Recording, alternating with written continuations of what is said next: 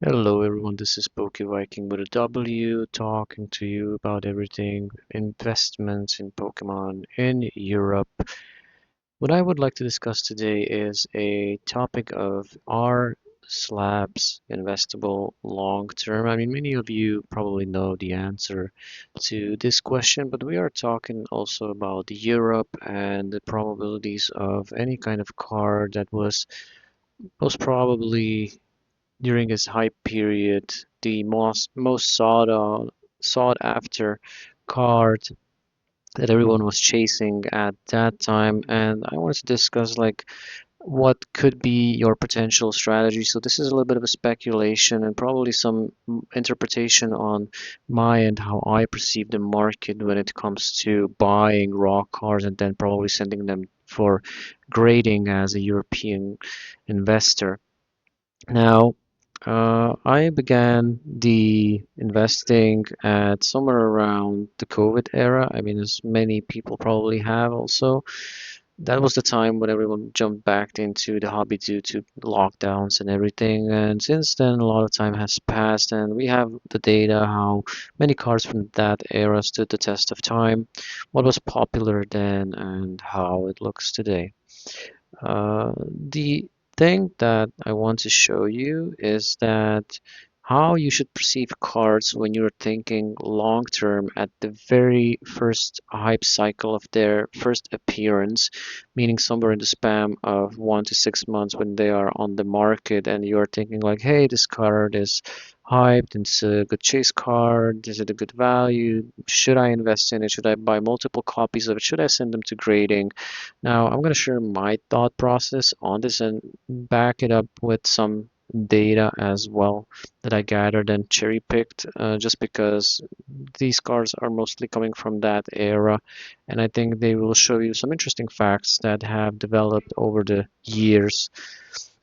So, starting off, the one of the cards of that golden era is the Galarian Moltres coming from Chilling Reign.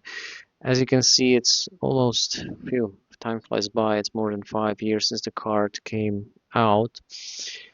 Now, my thought process when picking up cards that I want to invest in or cherry pick them or try to scour the internet for potential investment opportunities is that you can start off naturally just by checking any kind of top 30, 50, what have you, Pokemon of all time based on their popularity or I don't know, whatever factor you could think of that makes sense in terms of like the grand scheme of things when you're picking your Pokemon to invest in.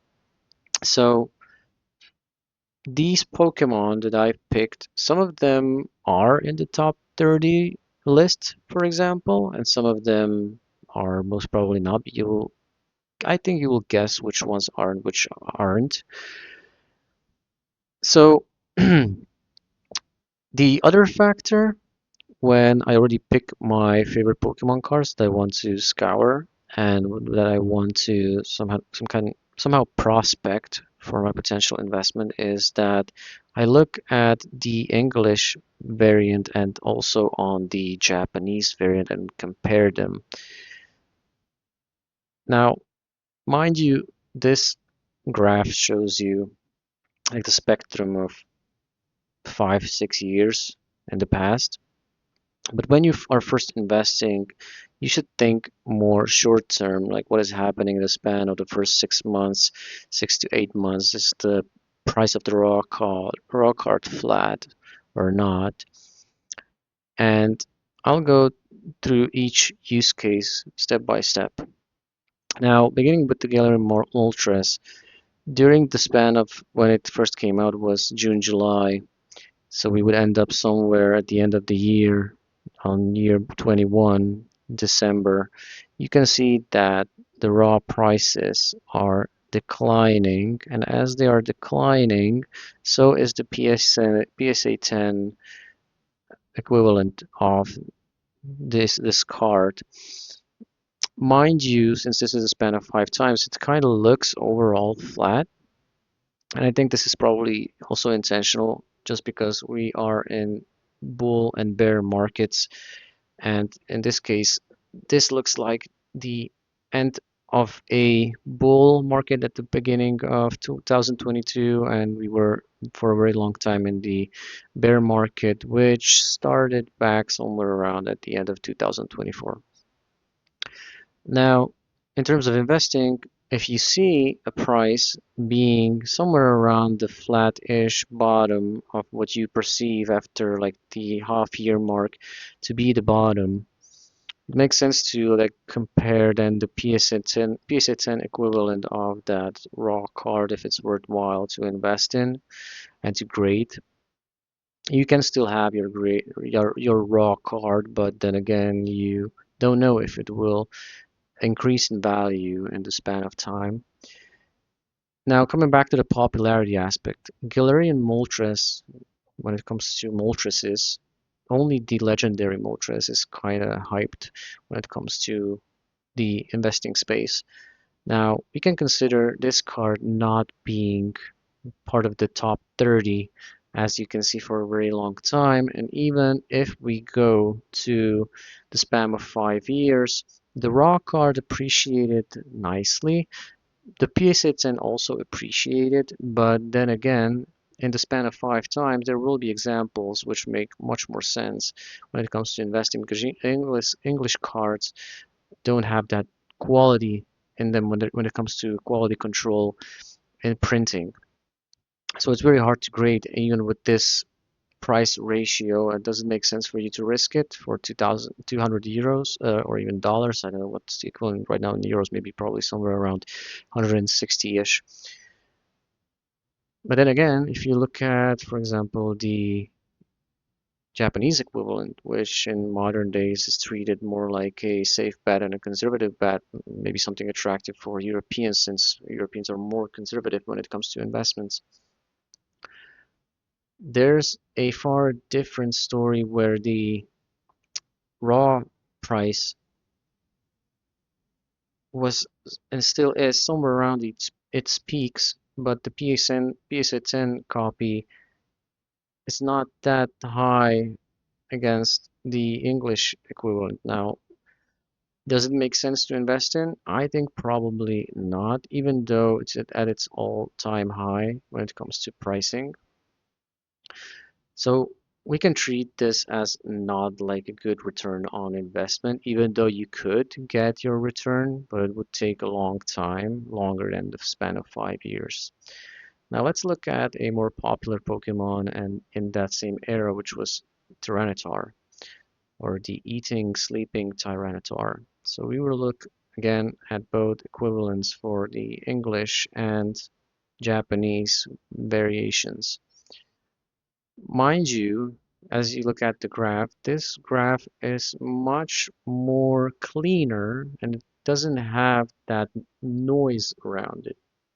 So when you see these kinds of charts and prices being at these levels, for a very long time the price was stagnant raw, and then it started to increase in recent years, maybe because of the change of cycles. But then again, during a lot of years, like 4 years, the price was not that much moving. I mean, you could double your money or something along those lines. But since Tyranitar is being released over and over again, and which with every release the hype sparks again, you can see the effect of the flattening, which I explained in the previous video that I made. So there you have like a flattening, a bump, a flattening, and a bump. And these are when these hype cycles around a new Tyranitar come into the market. Meaning there's much bigger potential to be money to be made. Now, if you're on a budget, similar story to the Japanese. So what you can see here, the popularity aspect actually makes sense. And in terms of the equivalent of the money, it's somewhat similar. It tries to mirror the value of the English card, but as we know, English cards very hard to grade, so they take a little bit of a premium. But for an investor, a much more attractive prospect. So if you look at the raw price at the very beginning, it's somewhere between the $60 to $90 mark. and with the English equivalent, approximately the same for a very long time. So if you were to do some kind of speculation, probably even like buying a PSA 10 directly, this would be a good time to buy, or even like hold long term because that prospect from an investing standpoint makes total sense.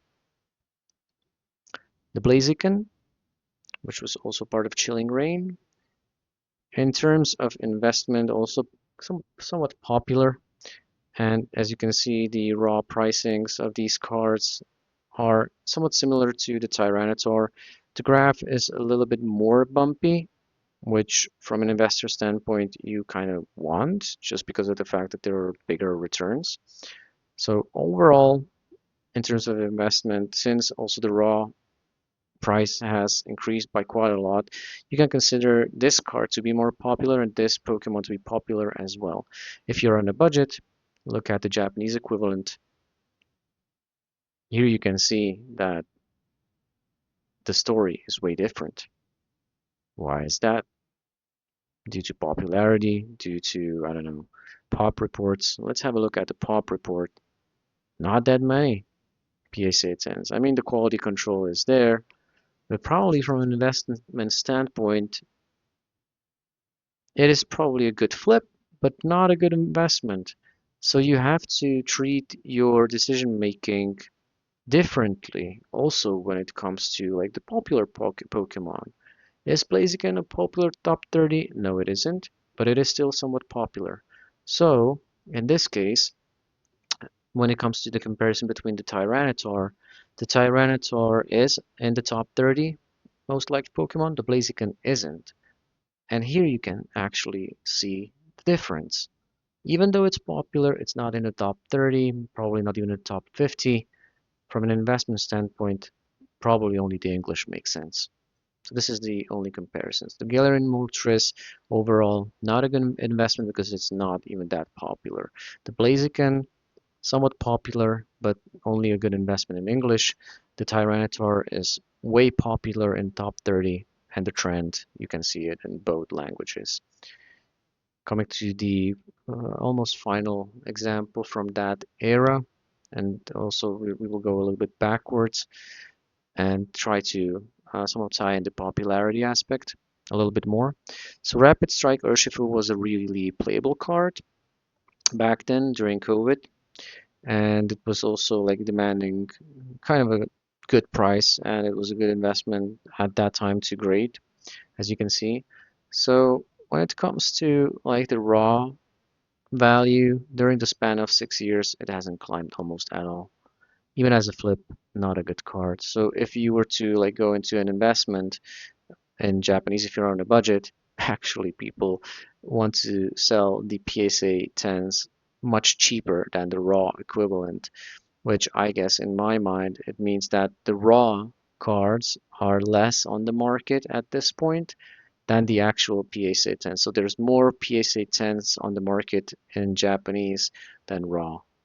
So this is also like a cautionary example of what you should invest in and not get into the hypes, but rather stick to some basics when it comes to like the popularity aspects. So this is at the far end also on the popularity spectrum. Now going more to the most popular Pokemons, just to make my point go through. When we go to the Pikachu from the Pokemon Cosmic Eclipse series, you can see that the raw pricing was stagnant for a very long time, but the price gradually increased. But now, since this was gradually increasing and still is climbing, the time worked out very well for this card. So it's still a good potential investment. Maybe there's not that many copies raw, or maybe it's really hard to get raw copies that are of good quality, but probably good risk reward ratio overall if you look at it. I haven't found the Japanese equivalent, so I took another different promo that is of similar rarity. So look at the Pikachu from the Japanese promo during that Sun and Moon era, and similar story. The price for the raw card was kind of flat, and then overall the boom is happening because it's a popular card. It has a nostalgia factor as well. Now, last example being like a Blastoise and Piplup, alternate rare for Japanese and English. English price stagnating for a very long time, so good price opportunity to jump in, and then all of a sudden the card just comes back in terms of popularity. So in terms of the investment space, when it comes to slabs, you have to consider like the popularity of the Pokemon and the spectrum of 5 years minimum, so that it acquires like a historical significance and nostalgia for it to appreciate in price. If you're on a budget, you can pivot towards the same card in Japanese and you wouldn't do any worse. It doesn't command such a big of a premium, but it's more or less a guarantee that if you're sticking to your budget and you want to gradually compound your interest and somehow do like the money flow thing and go safe, then you can still invest in the Blastoise and Piplup or whatever card from the top 30 that are of higher rarity and scarcer and stood the test of time. If you see these kinds of flat pricings, you're taking the risk of only will they appreciate in time. If not, you lost 5 years of your worth, time, and money for that particular card. So try to do your research before you go in too deep into the investing into the raw cards. There isn't a bad bet when it comes to English or Japanese. Once you identified a good spot to invest in, once you identified a good card that matches your criteria. So yeah, that's what I wanted to share with you today, and I hope you learned something. Hope I enlightened you a little bit. This is something that works also in Europe. I know this is a chart that has like the US values and everything, but as I mentioned very many times before, we go in tandem with the American standards. So what you can expect here, you can expect also on card market or wherever you're buying from in Europe. So that's all from me today. This was Poke Viking with a W, and I will see you next time.